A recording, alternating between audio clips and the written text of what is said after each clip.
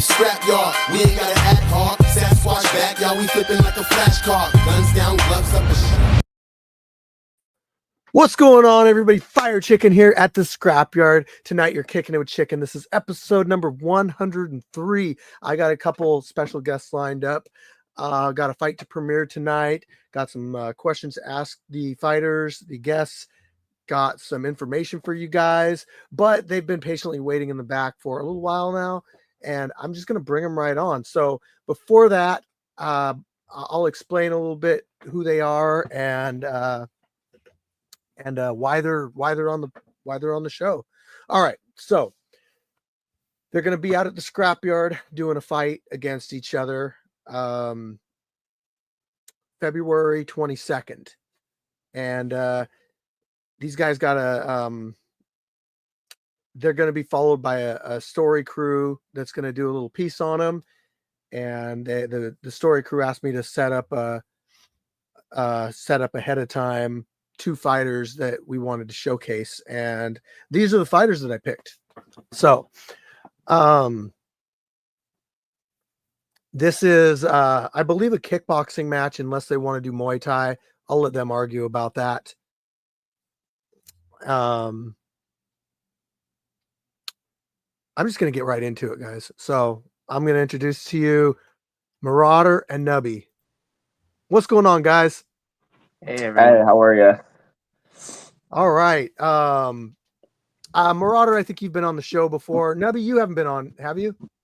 Yeah, I think I was on one time with the boxing heavyweight champion and chef briefly. Okay.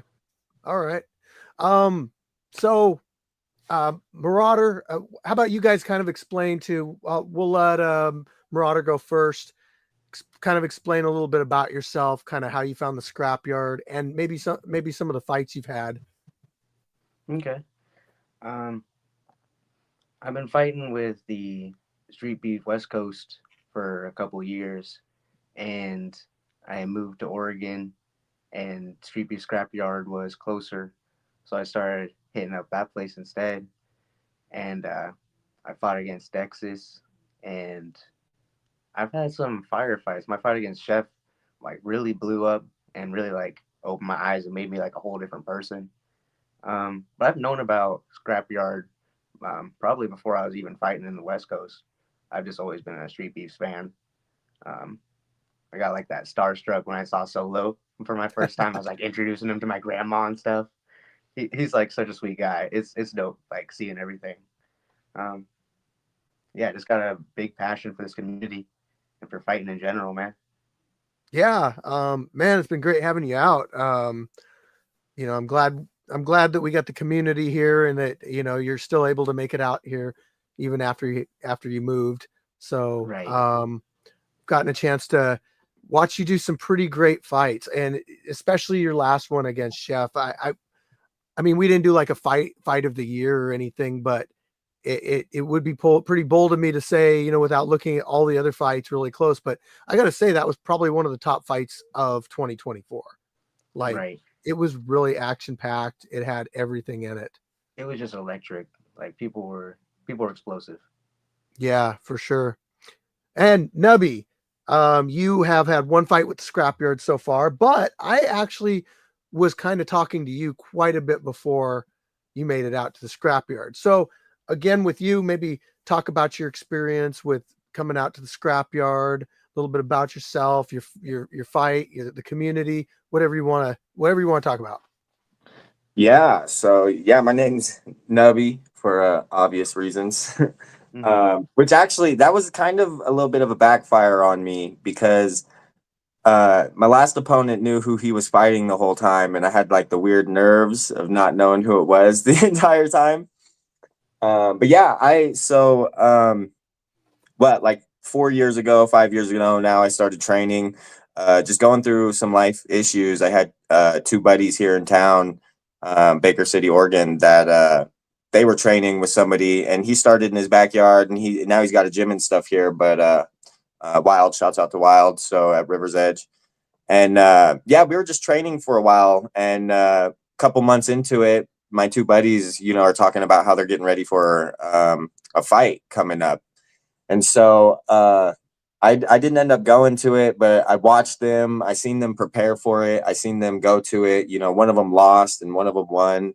I just kind of see how it influenced their lives around it. And for a while, I was kind of intimidated to come out. You know, you kind of think about, I mean, the way people out there look, the way everything is going, you know, it almost looks a little intimidating. And then my training hit a point where I felt like I needed to test myself. And so I did. I started looking for opportunities.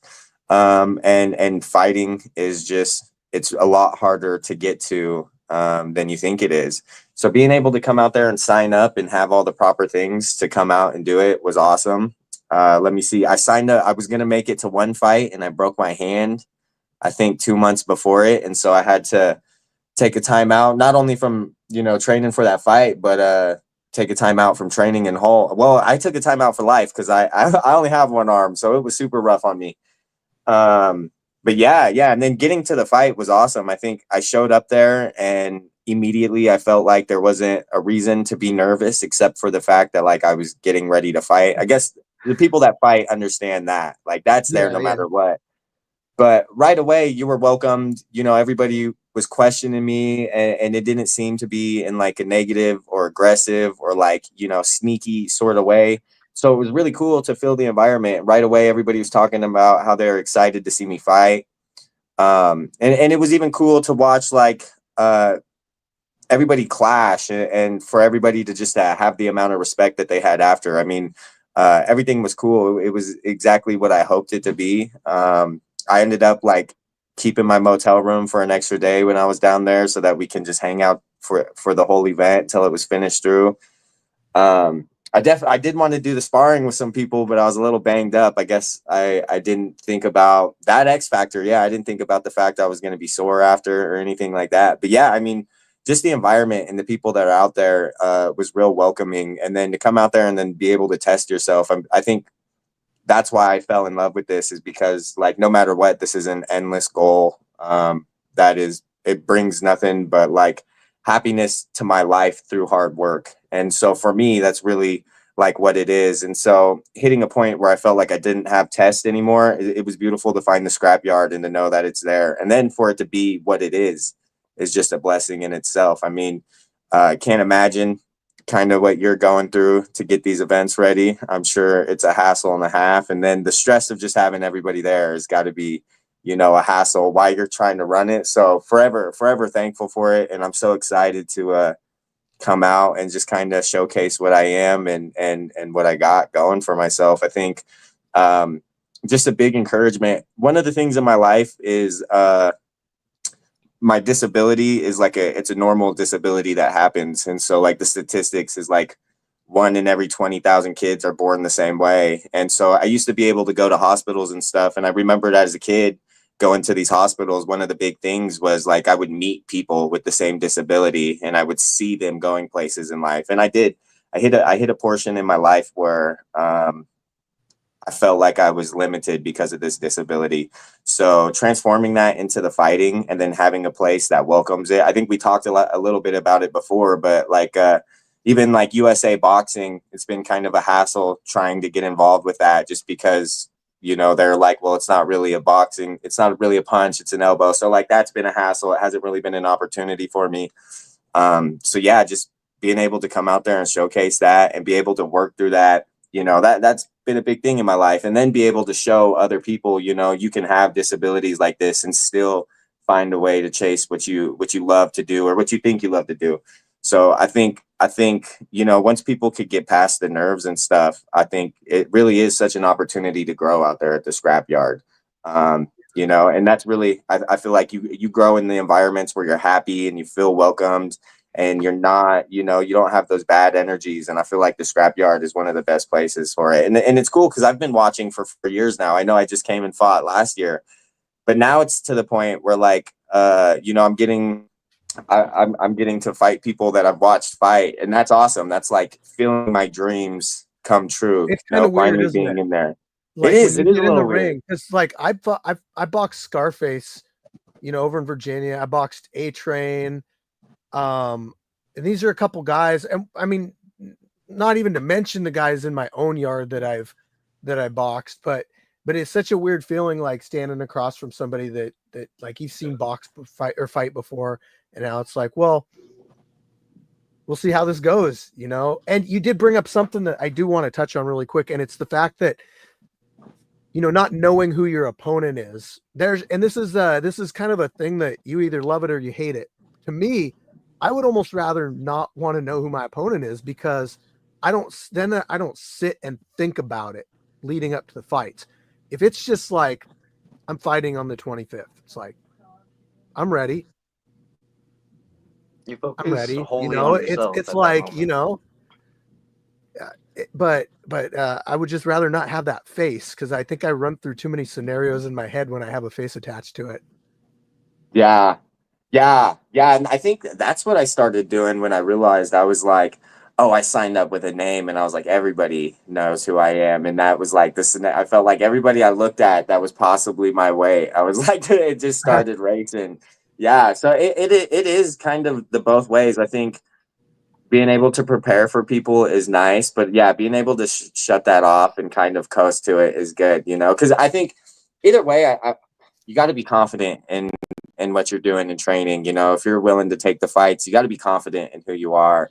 And so I do think that that's a portion of the fight is, you know, like having doubts in yourself when you get in there. That really brings it in there. And that's what it does. You know, knowing and watching, I think, you know, you might be like, I'm going to hit some tape, and you're going to hit a fight while they're dominating. And you're like, oh, dang, you're like, they're kind of killing it out there. Yeah. So yeah, Fights I are a think, weird thing, man. You know, like you could be ready and you feel like you're top of your game, but you know, and you could be on a win streak or whatever, or a lose streak, but it just doesn't, like, whoever you go up against can.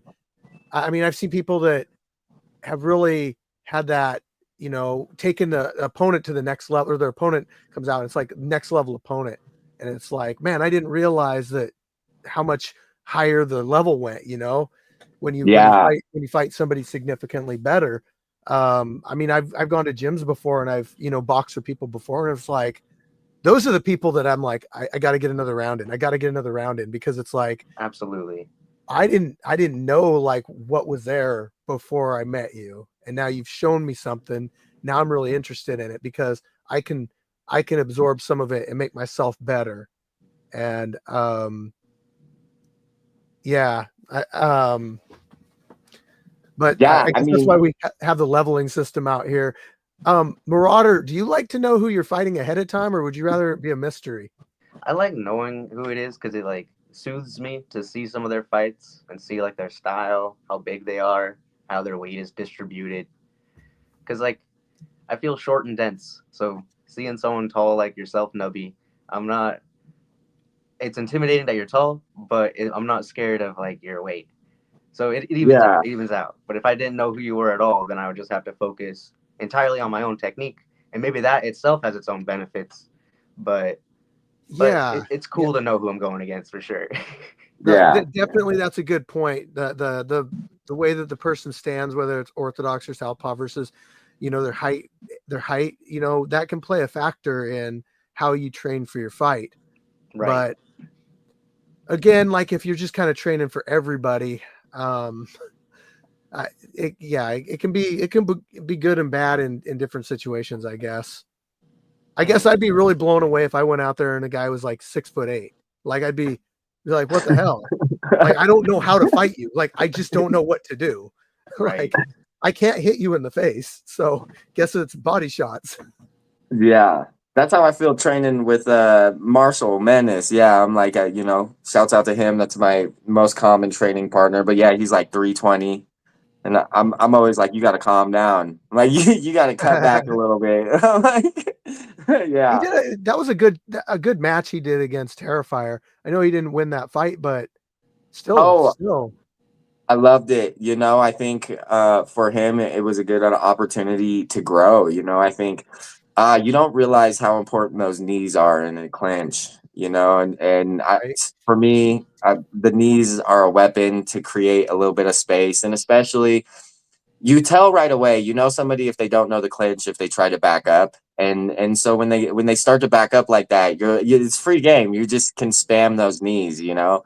And so I think it was really an opportunity for him to be able to learn that. And once again, you have to do these things to learn, because we're in a gym where there's not a lot of people Marshall size. This is a small town, and so you know, yeah, everybody wants to have that perfect record, but I personally, I do think, like, if you're winning, if you're losing, you're doing something right. Like, especially in the amateurs, I think this is probably when I want to lose. This is when I want to figure those gaps in my own training out. So yeah, I think, yeah.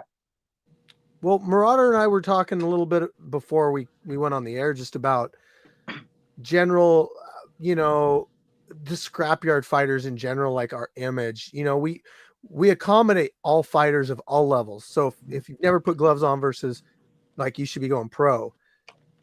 And I think sometimes our more viral fights a lot of times get you know, it might be like some entry level fighters, and so those get a lot of attention, and then people just kind of like, oh well, all the scrapyard fighters are entry level. But no, we actually have quite a bit of talent out here. And you know, when you guys are going and fighting in amateurs and stuff and representing street beefs, you're showing the world that, like, yeah, backyard fighters are, they're in there too. It's like a big gray area, you know. Yeah. You guys can compete with, you know, with great fighters in amateurs, and some people even pro level. I've seen pro level fights at the scrapyard a few times. So it's practice. That's what it really is out here. It's practice. Yeah. You know, and it can accommodate whatever your goal is, because some people are looking to go amateur and pro. Some people are just trying to tighten up all the spots in their game. You know, martial arts in general, you're just learning you're learning a style or different styles and just trying to improve yourself. And sometimes you want to just come out and test yourself. So I mean, there's a lot of reasons to come out and fight at the scrapyard, or beef fights even, you know, that happens too. Yeah.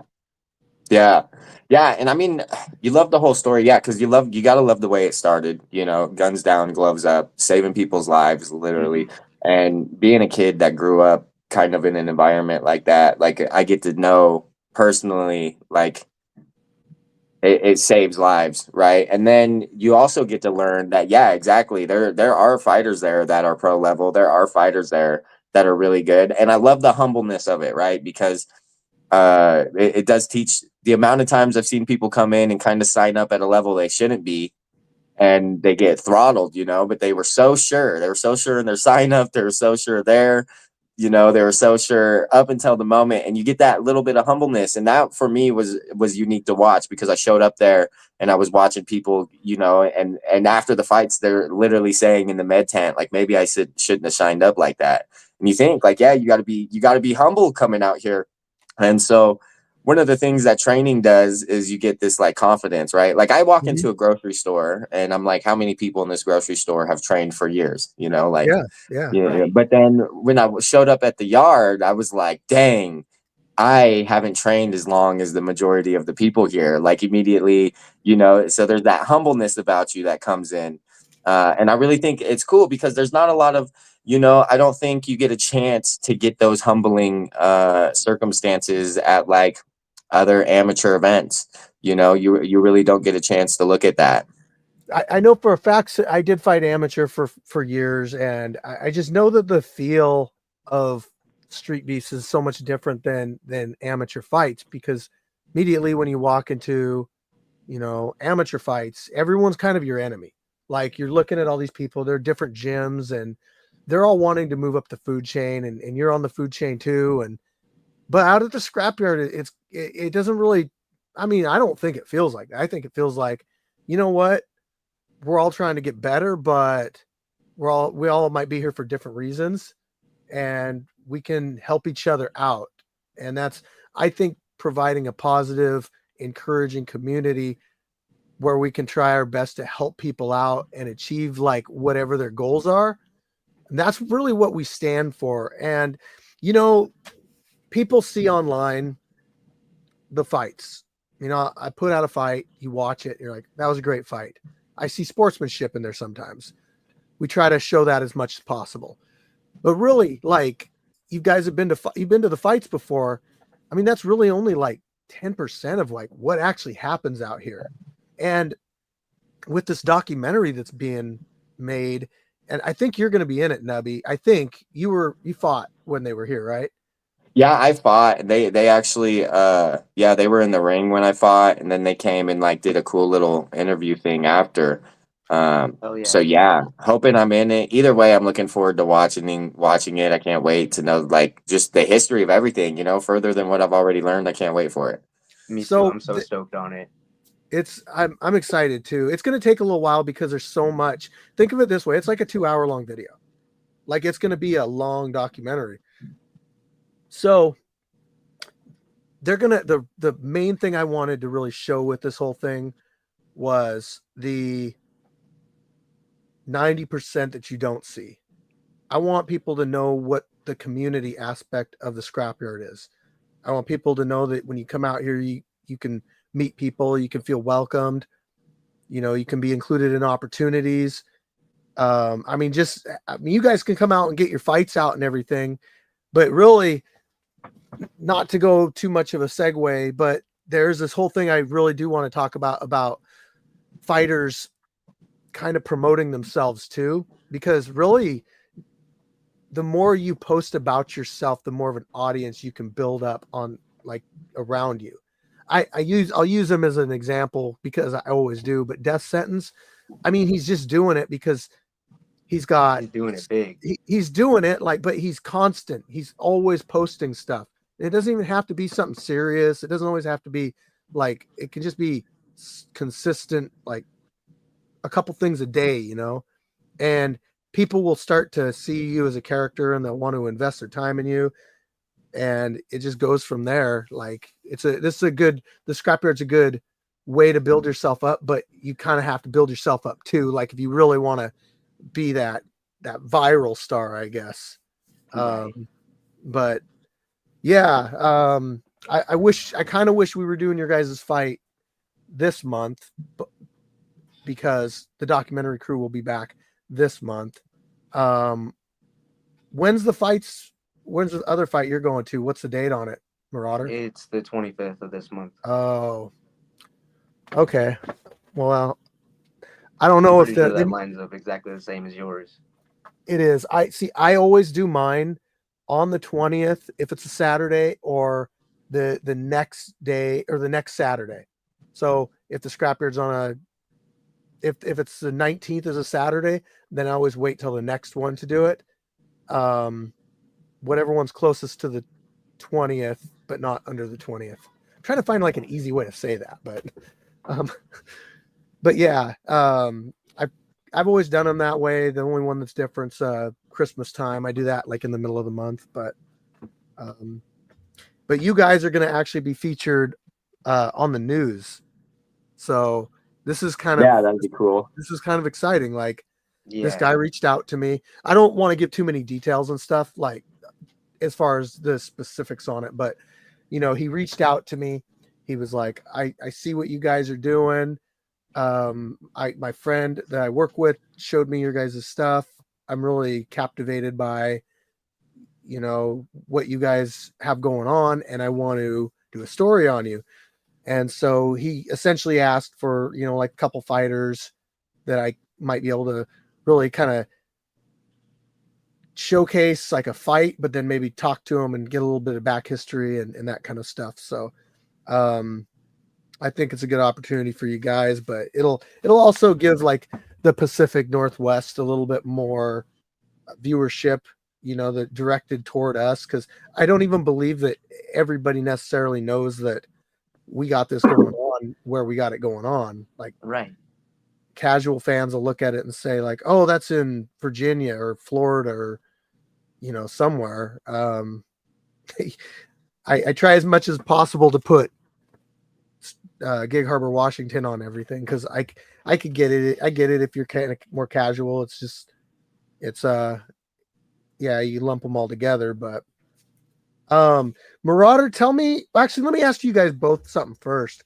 So I know it's going to be either kickboxing or Muay Thai, but it's up to you guys whatever you want to do. Right. I was watching your fight, Nuby, and I saw you can clinch despite whatever. So with Yeah, Muay Thai, we don't allow knees or elbows to the head. We do allow clinching. So it's basically kickboxing with clinching, and you can sweep if you want. Right, not too big of a difference. Not too much.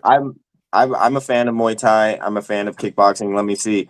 I'm good either or. Muay Thai is what I dominantly train. And so like a normal day for me going and training, striking and getting like a good session in is like a good Muay Thai workout. So I know like my trainer, that's really like what he knows. It's what his like forte is like Muay Thai.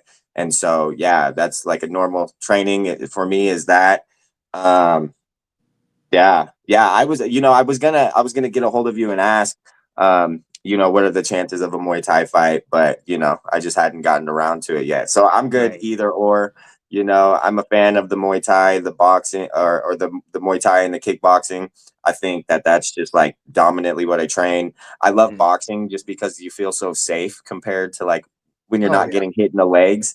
So that's why I love boxing. And then, I mean, end game is eventually MMA. I just am lanky and have one arm, so some more ground game before I get there. But yeah, definitely if we did Muay Thai, I'd love it. I'd appreciate the opportunity. Same thing with kickboxing. I'd love it. I would appreciate the opportunity. I'm pretty confident in my training. And even like the last fight I was in, it was super hard to like remind myself not to throw the knees when I was grabbing him anyway, because he was crashing me, and so I would grab him to be safe. But it's almost a habit to just try and send him on your way out. Like you just naturally go into that clinch. I see it.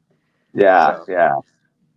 Okay, cool. I'm game for the Muay Thai. That's all I train too. I knew that Marauder would be down with it, but I actually didn't know that you trained Muay Thai, so that makes sense. Yeah, cool. Yeah, let's do it. Hell yeah. Let's see here. Let me ask you, I'll start with Marauder, but what are your goals for 2025? Ooh, my New Year's resolutions, my goals. Okay. I'm always trying to train more. I want to get over 10 fights, which is definitely doable. I'm at 8 right now. I want to take my training more seriously. A lot of my training's been independent and just at home gyms, at trees and whatnot. It's like all my content's been. So there's a lot of value in gyms, going to people, seeing different skill levels and different body types. So sticking at a gym and being at one from consistently would be a great, like, for my fighting. That's pretty much it. Like, get 10 fights done and get consistent with my training more and not independently. Yeah. Man, write that stuff down, because I tell you what, like, as far as achieving goals, I feel like having that something to look at and working toward. And it might sound kind of silly, but even with like the Scrapyard, man, I'll put like, I'll show you really quick. Like my whole planning of the Scrapyard and building of the Scrapyard was books like this, where I just write stuff down. See, like I have bar graphs and everything on like just milestones that I want to hit. And when I hit one of these, I just go on here and I kind of, fizzle it out and like on to the next one. It keeps me just remembering that that's what I'm trying to accomplish, so. Word. Nuby, how about you? Goals for 2025? Oh God, I am gonna be the fighter of the year for 2025. I'm sorry, everybody else, but I'm committed to at least 4 fights this year. So I'm just gonna come in and show out and have fun. I'm gonna see if I can get that opportunity at fighter of the year. And yeah, I think if I could fight more than 4 times, that's really the goal. I think 2025, I really just want to lock in and as many fight opportunities as possible. I think my biggest thing in my last fight was my composure. I feel like I lost my composure enough. I know I tore the ligament in my hand. And I know it's because I was punching him without making a fist. And so I was hitting him in moments when I felt like I didn't have time. And so I really feel like, spend a year locking in that composure and I will be like next level in my fighting. And I really think like the only way I could do that is, I do tons of hard sparring. So, and it hasn't done it yet. So I think really the only way I could do it is just by getting in there with people that are challenging. And so my goal is I would love to make it that fighter of the year, accept all of the fights, make it at least 4 times more possible, and then just not, be willing to sign up as somebody that's willing to fight anybody. I think is really how I'm going to start learning. No disrespect to the sauce, but I do think that maybe I should have signed up higher. Maybe he should have signed up lower, but I do think that I was levels above him. Just as far as like when I watched the fight, there are certain things about footwork and things. It just seemed like I can challenge myself much more than that.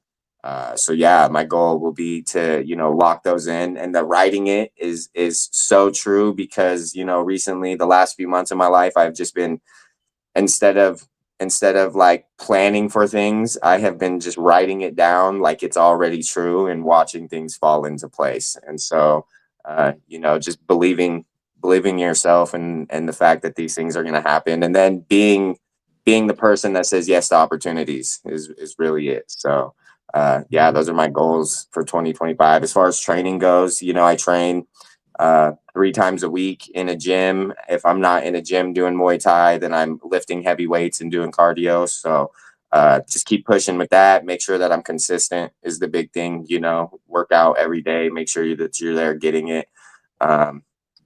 Yeah. And then reminding myself that, at the end of the day, that all of this is for fun, try not to set yourself up for failure with goals that are going to knock you down. I see it happening with people that train all the time as they set these goals that are too high, and it tears them down when they don't make them. So, just remembering that I'm not doing this for any other reason than I love it. And, it brings joy to my life. So I think just, keeping all those things in mind, this year will be awesome for me.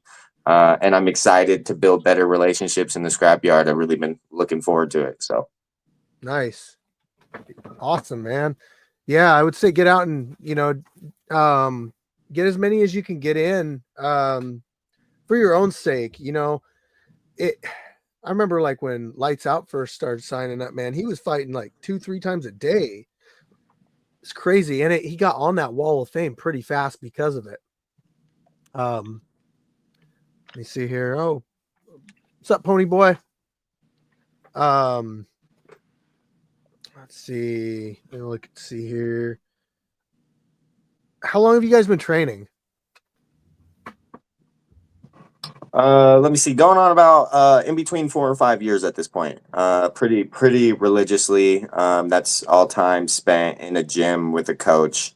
A lot of the time I've had like one-on-one time with the coach, and very sparring oriented gyms. So half of the class is drills and technique, and the other half is just sparring, just getting in there and sparring. Yeah, before that there wasn't a whole lot. I did some time when I was younger. The person I did the time with was a professional boxer for years. And so during that time with him, I spent trying to learn what he knew about boxing. And then outside of that, I did karate when I was little. I got beat by a little girl and I never went back. I did it for like a year. And so I have that. But yeah, so like, but dominantly and like religiously, the last 4.5 years, I've been doing Muay Thai. I think about 8 months ago, he switched it to an actual MMA gym. And so now it's kind of different classes for everything. But up until that point, it was pretty religious on training kickboxing. So, or Muay Thai anyway. Word. Think I should send him plane tickets, Marauder? I don't know, brother. You don't send them for anyone else. True. Sorry. How about your experience, Marauder? I've been training for about 4 years, pretty inconsistently. My first 2 years, I was real consistent in the gym, at the same gym, doing Muay Thai under a Thai teacher. I went and had an amateur fight. It was really close, lost it, and it like set me up to want to do more fights in general. But I just loved the conditioning from Muay Thai and the culture. I liked getting kicked in the legs and the body because it made me feel like, okay, you can't give me a concussion there. Go ahead, go to town. So, but I've like moved around a lot, and money is always prohibitive. So I've done a lot of training by myself, just running at the park, hitting the bag. So, uh, yeah, I've got more experience than the average Joe, but I'm not in there like you guys, or you at least right now. All right. Not saying call out wise, but is there anybody that interests you that you would like to eventually test yourself against? That's a really roundabout way to put it. I want everybody that's my weight. Everybody I could get to. What do you weigh?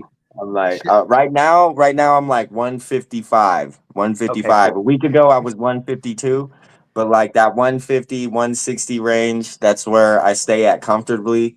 I could probably get down to 145 if I had like 3 months, you know. I'm really good at locking in on my weight and counting my calories, doing the fasting. That's the stuff that I'm good at. And so I if don't I do have any time of to that. I'm prepare eating to it, donuts. yeah, yeah. So yeah, I hate junk food is horrible for you. Just sugar, really. I'm kind of a health freak in that manner. So the weight is there, and yeah, like I said earlier, no call out wise. I try to be a very humble person, but also I think I could probably stand in there with the best of them. And if I can't stand in there with the best of them, I need to know why. I need to understand why it's not possible. And I think the best reason is just getting in there, getting past that fear and getting in there and being able to learn. I've learned through training Muay Thai. It's been a little bit different training Muay Thai than other things because sometimes you just have to be willing to handle pain to learn some of these things. And so I think that's it. I think what I'm missing is just this gap in experience between people, and I'm ready. I'm ready to challenge myself at the highest levels. And so I want to do it there. And when I'm able to move on from there, I want to do it everywhere else. Every organization I want the highest levels. And so that I mean, yeah, that's how as humble as I can, I have to beat everybody that I've been watching. All of them. If I could get it with, there are people. If I could get down Chef's way, it would be cool to fight Chef because I think he's technical. I'm excited about fighting you because your technique is crazy. It looks like you've been in a gym training. Your technique is good. Crazy. I have to get a win against Crazy Legs eventually. It has to happen. If me and King Kai, that can happen too. Any of them, the best of them. I really would love to box Malik Ogun eventually at 155. I love boxing. I think it's fun. I would accept that with him. Yeah, so just any of these people, if we can make it happen, humbly, I think I can win as humble as possible. I think I could be better, like, Confident, not cocky. I like it. yeah, confident. I think I've trained enough that I feel like I can do it, and if I can't, people have to show me. They got to be able to show me and then give me a little bit of time after that and I will, it'll happen, whoever beats me, Yeah, rematches are coming, learning is coming. Yeah, confident in who I am, and I want to fight the best. I got to fight the people that are better than me. It's the way that it is. It's not as fun going through a dominant win. Sometimes it is. Sometimes you look for that opportunity, but those hard fights are really what I'm looking for. Seems to be the best, and this is therapy for me. And so if I'm not getting that certain level of aggression in these things, I just don't get that therapy from it. yeah. Anybody that sparks your interest, Marauder? Oh, geez. Um, Crazy Legs. I don't think there's anyone kickboxing in the scrapyard that's not going to mention Crazy Legs.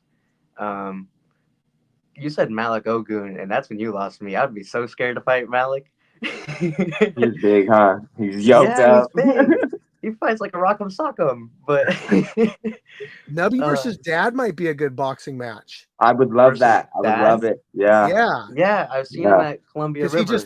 he just fought Malik Ogun, and yeah, that'd be a good one. I would fight Dad. He's Yeah. also And like watching him very grow has heavily been technical. awesome. Yeah. Yeah, he went because I remember watching like some of his first fights with Gash, and then to now he improved tremendously. So Right. yeah, Dad. Anybody that trains over at Columbia River, I would love to show my skills against. Shout out Nate. He gave me some great knowledge when I was there. You know, Yeah. even Nate, I would always be willing to step in there with him at some point and see, you know, all of it. Yeah. So yeah, I just my goal. I can't say no. I won't be willing to say no, and I won't be willing to sign up at a level that makes me feel like I'm competing against people that I'm better at. So I guess it's time for me to learn that humbleness for myself, lock that in a little bit more, and see, you know, because it is watching them clash is different. Being there in person is a little bit more terrifying because you hear the people hitting. You hear it sounds different than watching them on a video when you're there. You Hmm. can hear people getting hit, so it's a little bit Absolutely. different, but uh yeah, you know, I want the top of everybody. I want the challenges. I want, you know, I'm not even too scared of the weights being so close right now. You know, I know it's pretty normal to fight people that could be heavier than you or smaller than you in amateurs. So really just challenging myself and building these relationships is what's important to me right now. And I know like that's what I did. I remember talking at the scrapyard and everybody kind of wanted to watch the fights, but I had to go meet. I wanted to go meet everybody that was willing to meet me. There was some people there that were kind of like fucking, you know, like, but you know, but that's all right because none of them know me. I got these fucking face tattoos, you know, in one arm. Probably look weird to some people, you know. So it was like, but yeah, it was like, you know, so just running around and meeting people and enjoying the environment and challenging myself. That's really what it is. And that's what I see these guys, you know, that I'm naming are doing. They're not saying no to people, you know. And that's why we kind of look at them in the regard that we look at, and so that's the goal is we gotta be willing to do the same thing, accept the fights, not complain about it, and show out. So Yep. You know, like the first time you guys come out and fight is always kind of our like the way that we measure sort of where you're at. People sign up as, you know, whatever level they can that they feel that they're at, but it's kind of more that first one's an evaluation on our part. You know, we will adjust. We will give you, we'll offer you, you know, as we see you're getting better and that kind of stuff. Not you in particular, but fighters.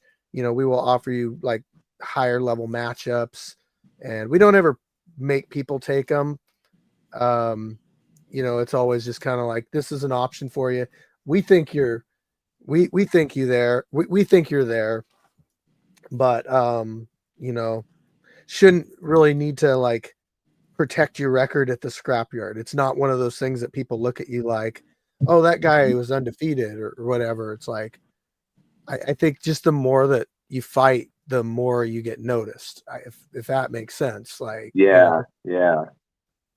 I think more it limits experience. people.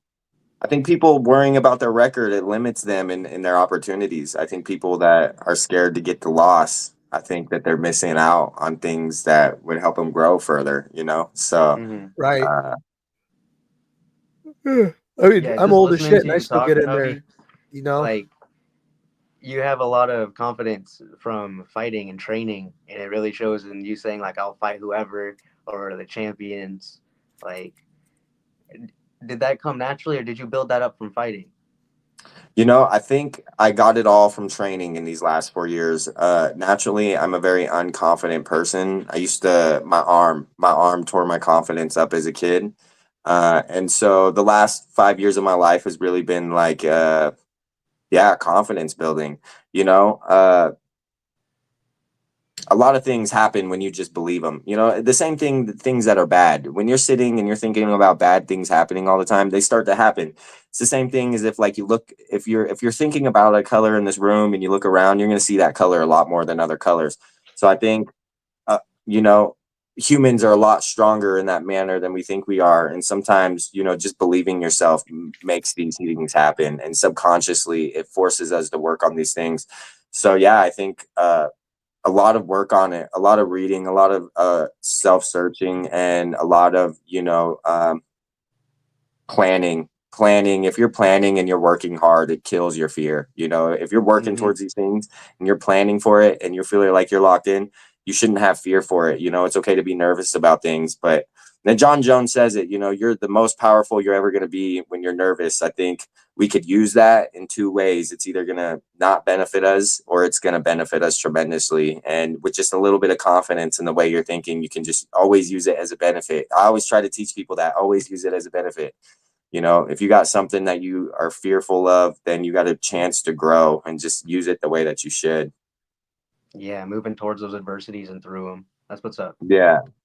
And like, I have the same experience with fighting where it's built me up and given me a sense of like confidence that I didn't have before, an ability to like speak up for myself and just like be a more whole person. Like, Yeah. I'm thankful that I found it. Yeah, exactly. Yep. You know, that's, I believe a positive, encouraging environment, you know, helps people to keep that just positive image of themselves and helps them achieve their goals. Man, imagine like coming into something where people are putting you down and saying, no, you're not going to do good out here. You're a horrible fighter. You know, that would just like, it could really affect like the way that you think about yourself and create doubt. And Scarface started it this way, like back when he created Street Beefs, the whole positive environment. Like we don't make fun of people's training videos. We don't laugh at each other with their, you know, when people are being serious, like that stuff's really important to me. And I feel like the rules and mindset of, you know, the group and the atmosphere are really important. That's why I'm pretty strict on it too. It's like, you know, if you let stuff go, if you start to let things go, you know, you let people talk way too much shit and then it like gets out of hand and then it's like they don't respect you and so you can't even put a stop to it even though you're the one running it. It's like we need, you know, I just try to have a little bit of control so that, you know, we get in there, we make ourselves better, but we're all getting something out of it. Yeah. Right, yeah, we're all trying to have fun, you know. You know, it's all right to be a little bit provocative, but don't tear anyone down. Right. Yeah. Yeah, it does. And that builds the environment. That is it. That's the environment. It feels great to go out there and to meet the people and have that opportunity. Yeah. It's the perfect environment for what fighters are looking for. And if anybody that hasn't fought in the yard watching this, come fight. You'll like it way more than you think you will.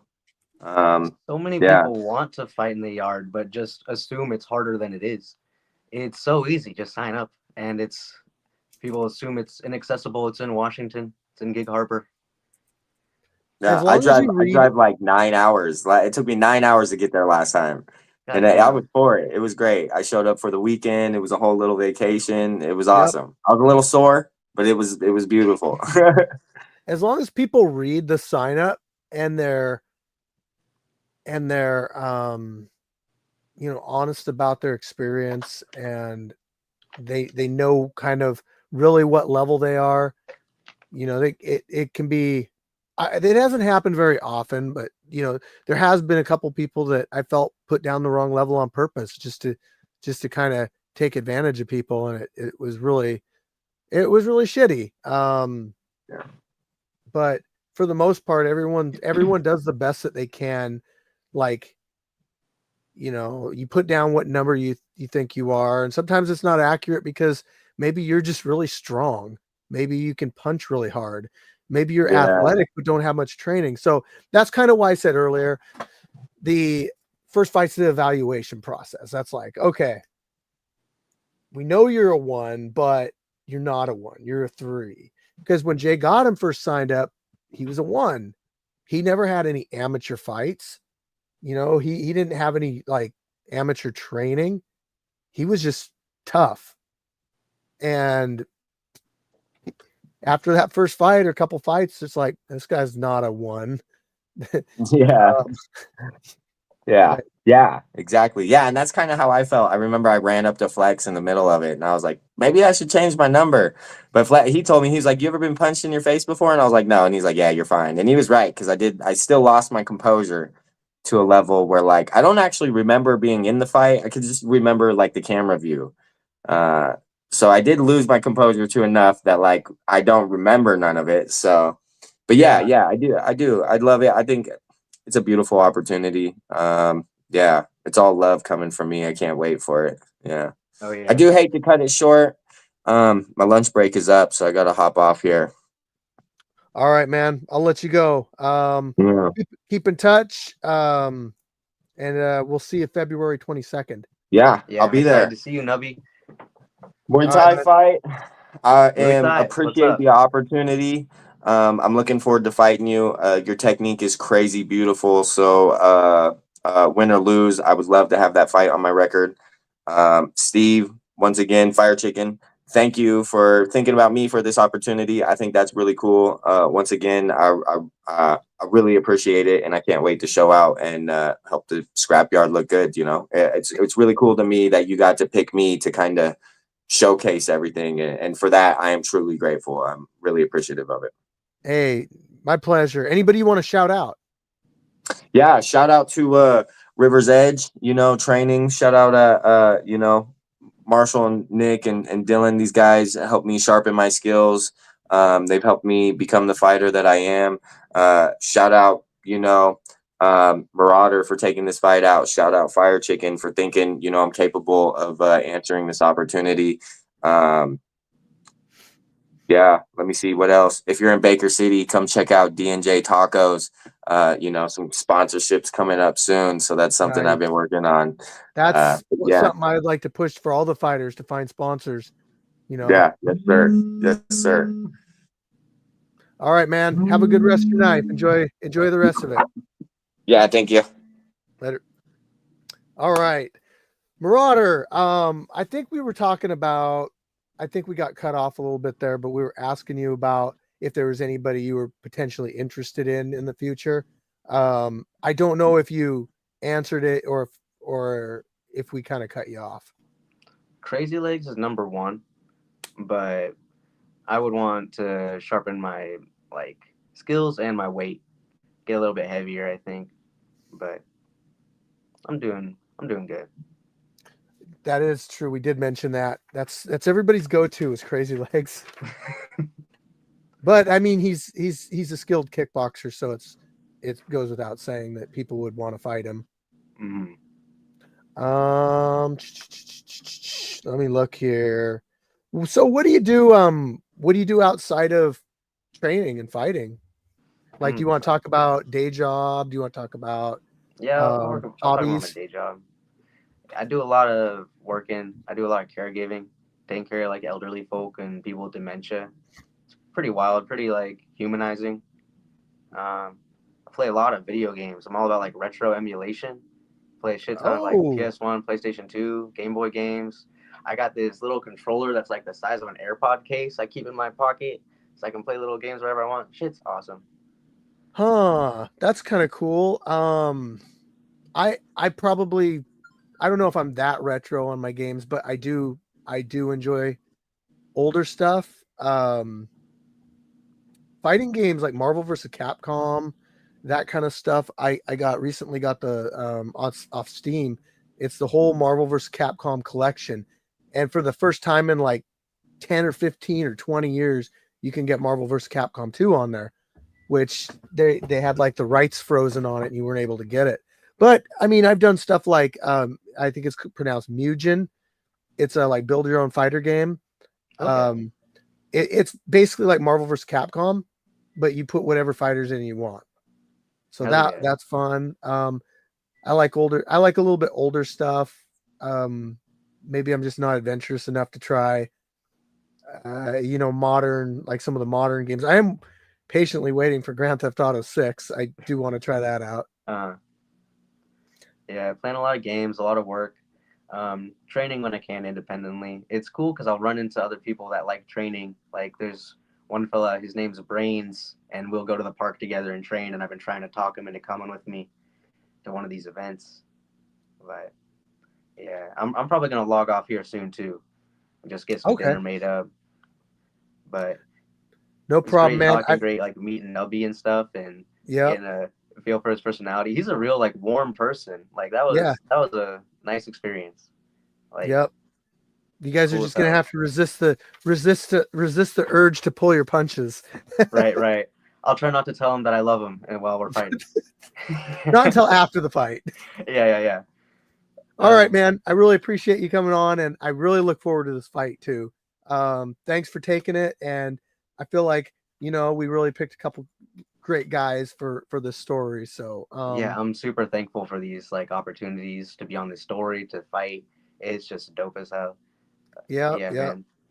I'll catch you later. Have a good All rest right, of your man. night. Have a good rest of your night. All right. I do got more stuff to talk about, people. It's not the end of Kicking It with Chicken.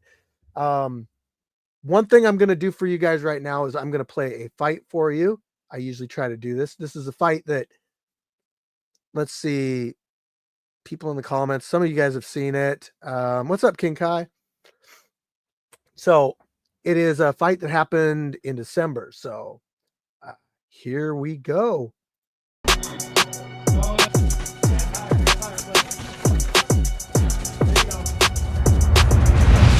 Apex, flying out of Pacific City, Oregon. Here to compete. Merry Christmas, guys. Hey everybody, it's Pavis here, getting strong with the boys, ready to battle it out in MMA with Apex. Let's go. What's going on, everybody? Fire Chicken here at the Scrapyard. Pouring down rain. It's never stopped us before and ain't gonna stop us now. Shout out to our sponsors. Check them out below in the description. Check out 206 Security. They're the ones that provide security for us here out at the Scrapyard. They're on Instagram. Give them a follow. Guys, you say fight hard. Woo! Guys, come to the center. The center. Stay in your lane. Street Beat Scrapyards, MMA fight. We've been over the rules earlier. You got any questions? No, sir. Listen to my commands at all times. Be safe and fight hard. Right? Touch gloves is boom. Yeah. Fight, are you ready? Fight, are you ready? Absolutely. Let's fight. Hands higher, Flip. There you go.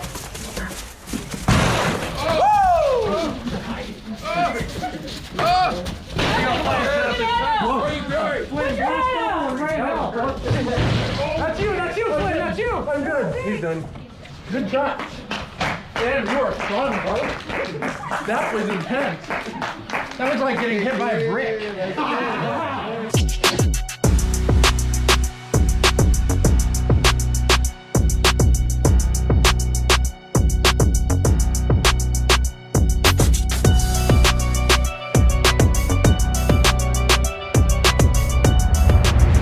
This man showed me power levels. My good God. Wow.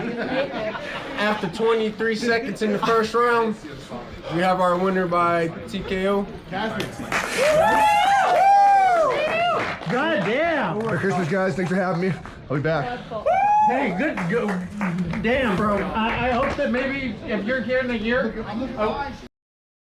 All right. That was a quick one. Only a 10-pound difference between those guys, but damn, 10 pounds. It was all muscle. So what, King Kai, you said look at the names before you put it out. I'm not sure what you mean on that. So King Kai, could you elaborate on that? Because if it was like a mistake I made, I want to fix it before I put it out. All right, let's talk about a few things. I wrote this stuff down randomly within the last few days, so none of it's going to go together. It's just going to be, yeah. Actually, let me talk about the rules of the Scrapyard first. This pertains to the events. So if you come out to the events, these are the expectations. First off, if you want to fight at the Scrapyard, you need to sign up on the Facebook group, Street Beef Scrapyard. 49,000 members in the group. That's required. You have to go there.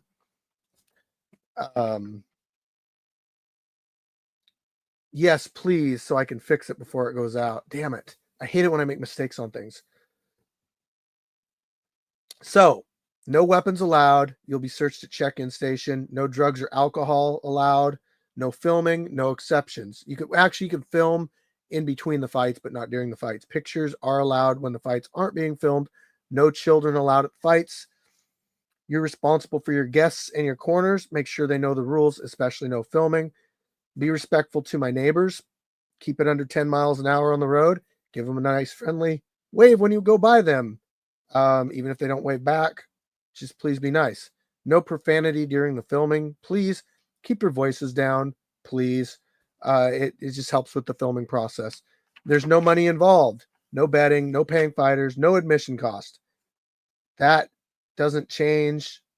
There's no exceptions. So signed waiver and photo ID are required to fight. Guests must sign a guest sign and paper agreeing to the rules. No pets. Don't bring your dog, your cat, or your snake.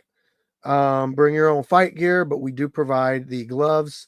Leave the coaching to the coaches. I think that might be King Kai messaged me. Okay, he messaged me and said, oh, that's a good catch. That's a good catch. I believe I can fix that too. Let's see here, new project. I don't really want to do it while I'm on here, but yeah. So to explain how, if you guys ever see like a name that's not your name, first off, it's a mistake. Let's call them Easter eggs. It's more fun that way, right? You found an Easter egg. How it works is like every month I have like a template that I make that already has everything filled in. And it's usually like one of the last fights or a previous fight or whatever. And all I have to do is go in there and change the name. Well, sometimes I miss one of the names or one of the stats or add an extra 0 to their weight or whatever. So, yeah, congratulations. You found an Easter egg. There's no prize, but you can keep track of how many Easter eggs you find and can feel special for finding those Easter eggs. I'm going to go with that. It wasn't very thought out, but yeah. All right. So those are the rules of the Scrapyard at the events, the rules of the group. So the Facebook group, be respectful. Don't hate on anybody. Don't make smart ass comments. It's just not that kind of group. Training videos. Don't laugh at training videos. Don't make fun of training videos. Don't give unsolicited advice. If someone posts a video of themselves hitting the heavy bag, leave it at that unless they ask for help. And then if they do ask for help, be nice, be respectful. Don't be an ass. Yeah, that's basically it. You can get kicked out of the Scrapyard by basically being an asshole. There's a number of reasons how you can get kicked out of the Scrapyard. Some of it should be obvious, like, let me see here. I think I actually wrote some down.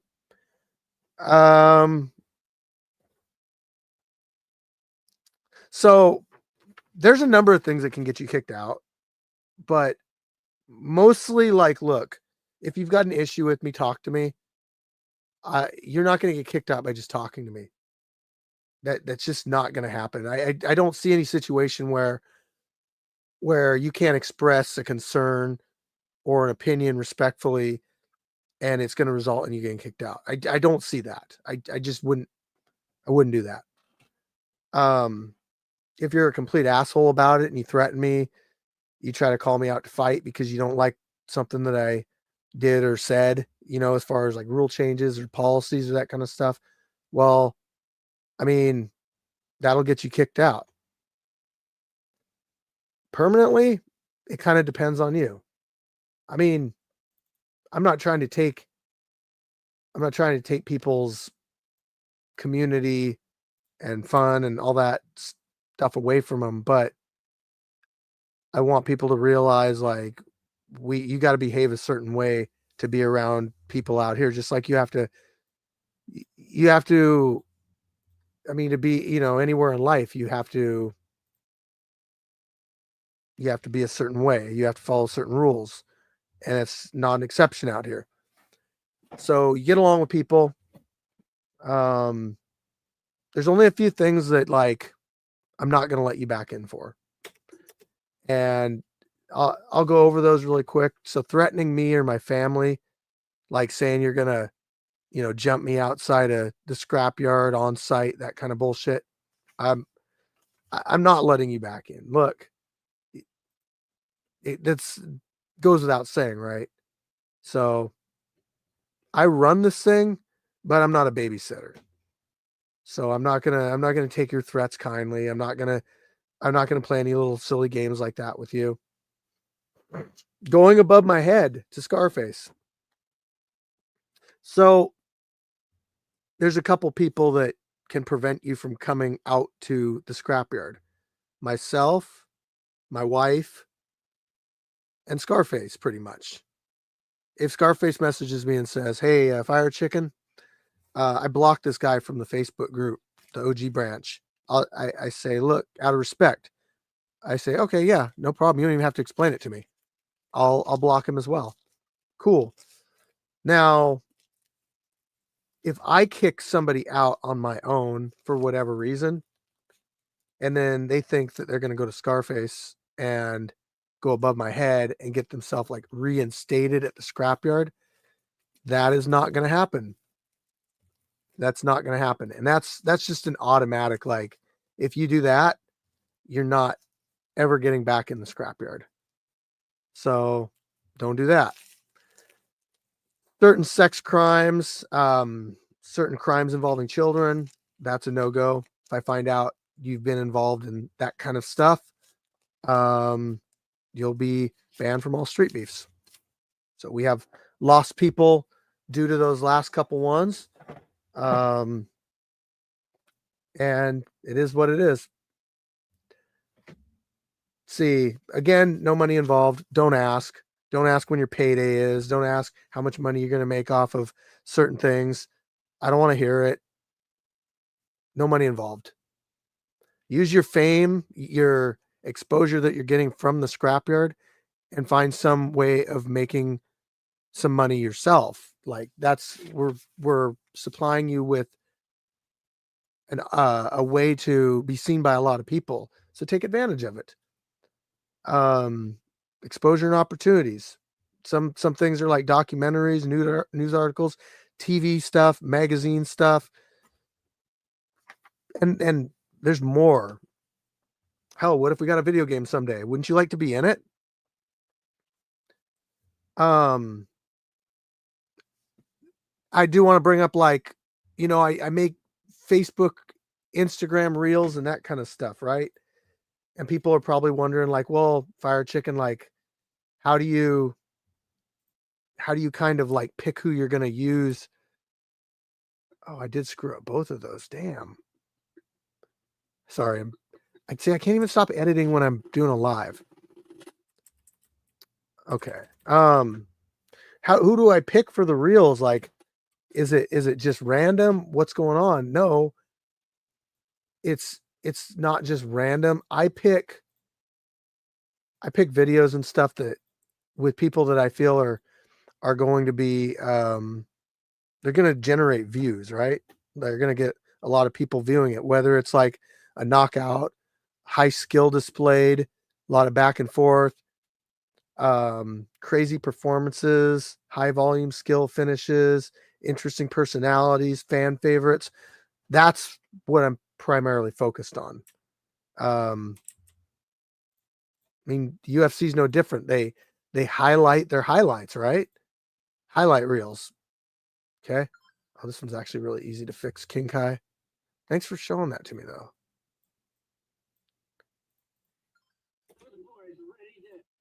See, easy. That one was easy to fix. Oh, Nate Smith, what's going on? Cutshaw, what's going on? Yes, if you don't behave and you violate some of those crimes, you can go out to which I forget what island it is. It's not a good island. It's not an island you don't want to be on. Probably worse than Jurassic Park. What's up, Thunder Vortex? Build yourself up. I can't do it for you. Your IG wall. Look, you got a lot of McNeil Island. You got a lot of opportunity to build yourself up as a character, as a personality. Instagram's a good way to do that. YouTube's another good way. I encourage people to take advantage of it. Go on there and really try to build yourself an audience. Now I want to talk about the appreciation versus entitlement curve. So they kind of go like this. They intersect, right? At a certain point, entitlement can start to kick in over appreciation. Not everybody, but I've seen it happen. It's where like you'll really be thankful. You'll really enjoy everything that the Scrapyard does for you and the people that you've met. And then it's just like one day some people start to act like they want more, but like they're owed it. And they start to act different. Just try to keep that appreciation. I appreciate Scarface. I appreciate Street Beefs. I appreciate my wife. I appreciate my training partners, my staff, for everything, you know? I don't feel like they owe me anything. I'm thankful for all of them. I'm thankful for all of you on YouTube, the fans, the subscribers, the people watching. Like, it means a lot to me when you guys come on here and say positive things and support what we do. We wouldn't have a community like we have without all the people. So, can't say it enough. You guys are all awesome. Appreciate you. And just always keep that appreciation. Always stay humble. I think we had a couple people on here tonight that really showcased how being humble and appreciation and they really showcased that. And I'm excited to see them fight each other now. Yeah. Okay, we got some people watching. So if you want me to gift some memberships, hit hashtag glove up or shut up. Is there much grappling in the Scrapyard, or is it more improve on the spot? Yeah, we do grappling. Yeah. Sign up. You can come out. We do BJJ matches. We do combat jiu-jitsu matches. So there's that possibility. We don't really, I would say we don't really prioritize jiu-jitsu, but if it's if that's what the fighters want. Oh, you know what? I'm gonna fix that really quick. I fixed it, but I didn't fix it.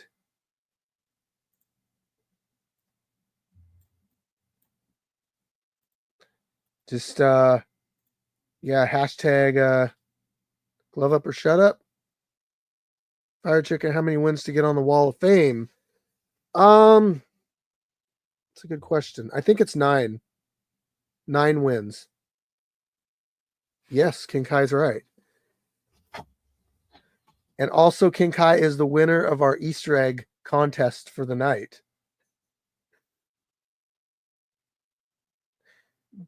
Yeah, bring out grapplers, especially look, Nate, especially like grapplers from gyms where you guys have a little bit more experience and know how to do submissions. Like, those are the most fun to watch. I'm trying to get Preacher's Son to do a match against Nordic Uso in either combat jiu-jitsu or jiu-jitsu.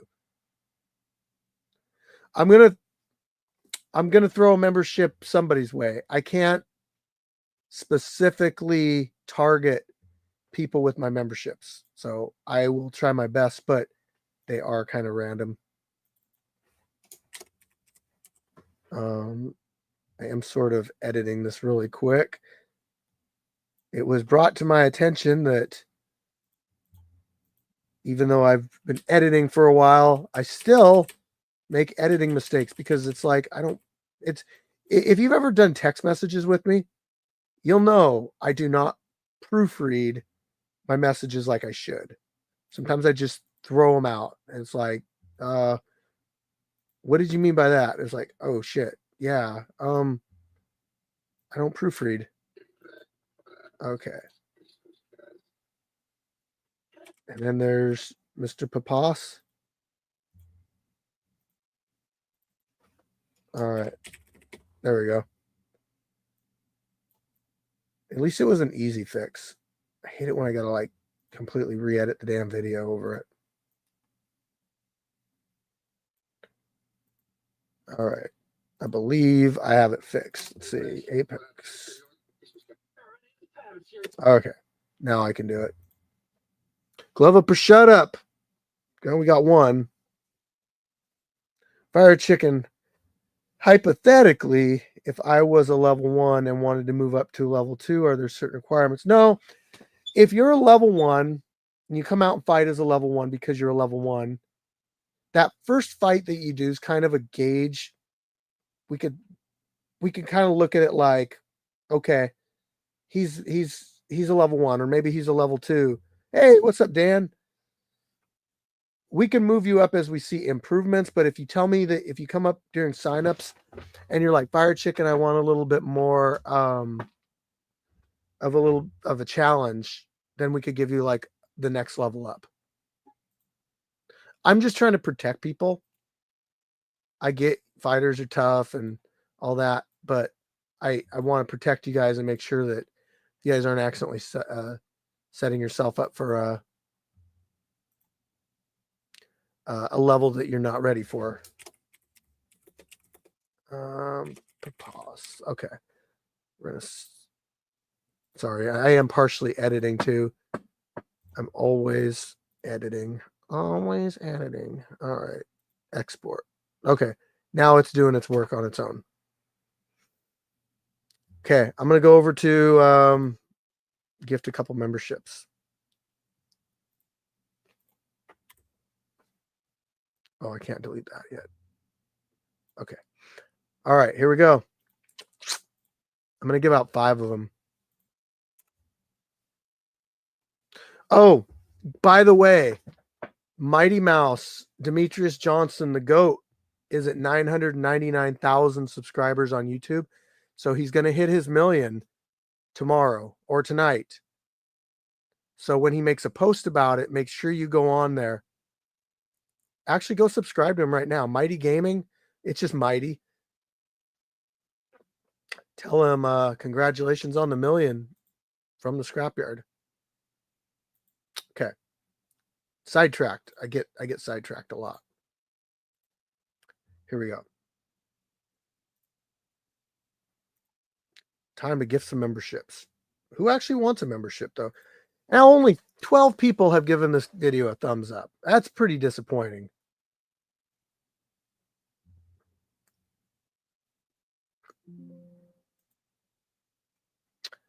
But I said I would do it. I'm going to do it.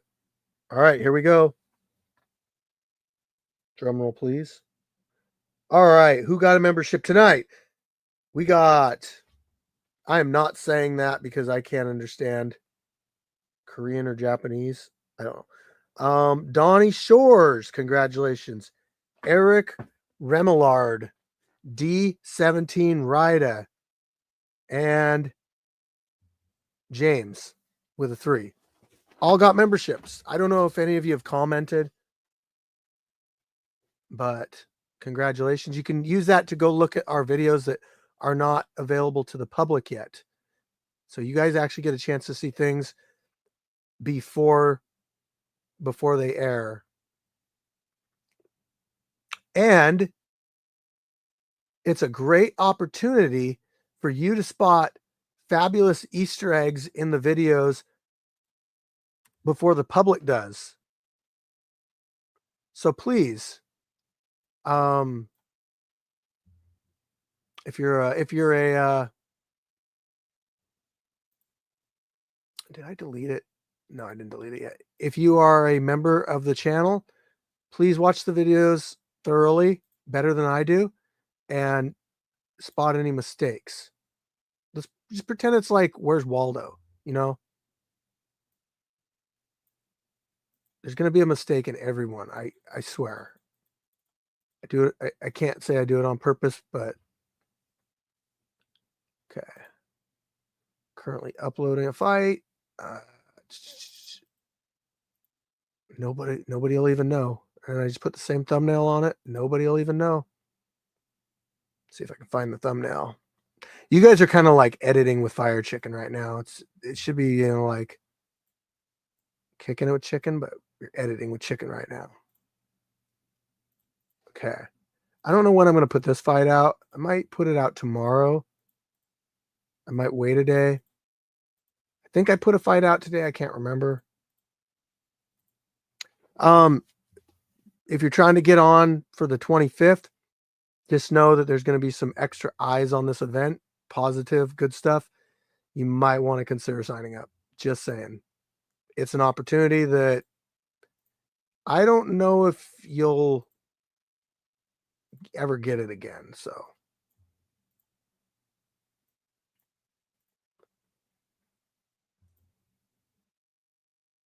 no better time than now.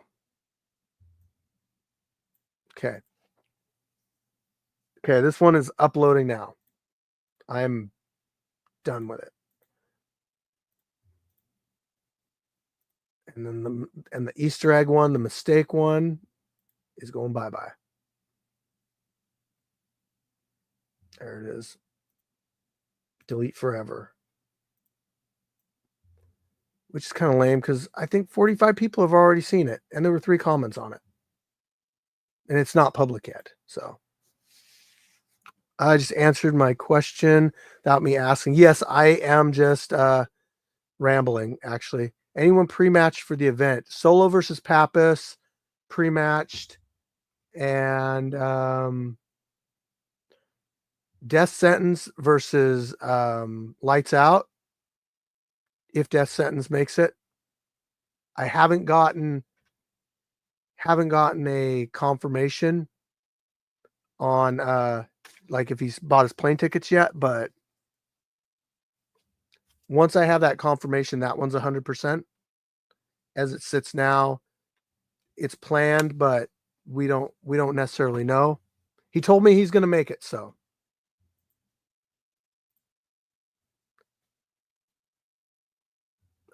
Yes, it is a trilogy, actually. It's the solo Pappas conclusion, the trilogy. Hey, Dan, really appreciate you, man. And I always appreciate you checking in with me and everything on Facebook. You're awesome, man. But I think I'm going to conclude Kicking It with Chicken for tonight. It is getting kind of late. I think I want to run to the gym and get a little workout in. Thanks, everybody, for tuning in. I really appreciate all of you. You guys make the community what it is. And I'm fortunate to have you. So till the next one, peace out, everybody.